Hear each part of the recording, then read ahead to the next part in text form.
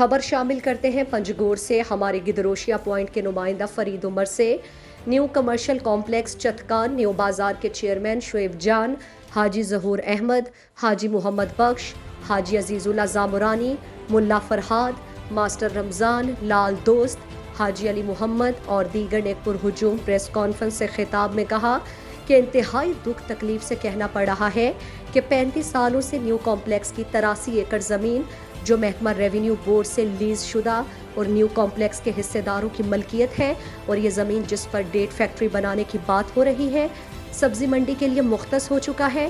انہوں نے کہا کہ نیو کمپلیکس میں رکاوٹوں پر عدالت سے بھی رجوع کیا تھا اور عدالتی حکم بھی ہمارے پاس موجود ہے، مگر اس کے باوجود ہمیں پریشان کیا جا رہا ہے۔